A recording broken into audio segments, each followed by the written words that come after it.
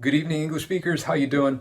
Today we're going to talk about how to use these three words when talking about games, sports, and other leisure activities. Now, a word of warning, what I'm about to share with you are not meant to be strict rules. Instead, they're general guidelines. So when you're unsure, you can use these general guidelines to take a guess, and you're going to be right most of the time. Let's start with play because I think that's the easiest one to understand. We use play when we're talking about games which have set rules and we play them to try and win. For example, we play basketball, play football, play tennis, play badminton. But what about sports like boxing, figure skating, gymnastics? These sports have rules, they have scoring systems, and the objective is to win. But we don't use play. Instead, we say do boxing, do figure skating, do gymnastics. The reason is that these sports don't always have objective scoring systems. For all three of these examples that I just mentioned, they have a panel of judges, and the judges try and give a score based on what they see. And sometimes, or I shouldn't say sometimes, most of the time, the scores given by each of the judges are not going to be the same. There will be differences. And the average or the totals of these scores are added up, and that becomes the score given to each athlete, and the winner is decided based on those scores. It's different to basketball, where it's a very clear number based on the number of times the ball goes through the hoop on each side of the court. Same thing with football. It's very clear as to when a goal is scored and when it's not.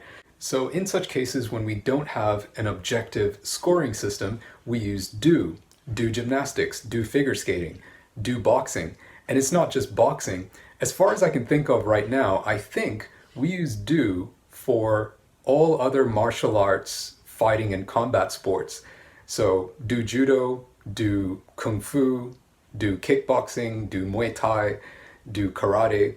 And we also use do when we have no rules and no objective to win. So if you're doing something just for your enjoyment or for exercise, then we use do. Do exercise, do aerobics, do yoga, do Pilates. All right, lastly, we're going to talk about go, but instead of me giving you the explanation, I want to just give you some examples, and I'd like you to try and spot what they all have in common. Ready? Go skydiving, go parachuting, go surfing, go swimming, go sailing, go ice skating, go snowboarding, go skiing, go roller skating, go skateboarding, go wakeboarding, go camping, go fishing, go rock climbing. What do all of these have in common? Well, you've probably already noticed that they all have ing at the end, but they're also all outdoor activities. They're outdoor leisure activities. So the general guideline is if it has ing at the end, and if it's traditionally done outdoors, then you want to use go. Of course, nowadays you can do ice skating and rock climbing indoors, but traditionally these would have been outdoor activities. All right, now it is your turn to practice. I'd like you to write 3 examples in the comments below. 1 example for play, 1 example for do, and 1 example for go. And as usual, I'm going to try and check and reply to every single comment. And of course, I'm going to correct your mistakes if there are any. Thank you so much for watching, and I look forward to seeing your comments.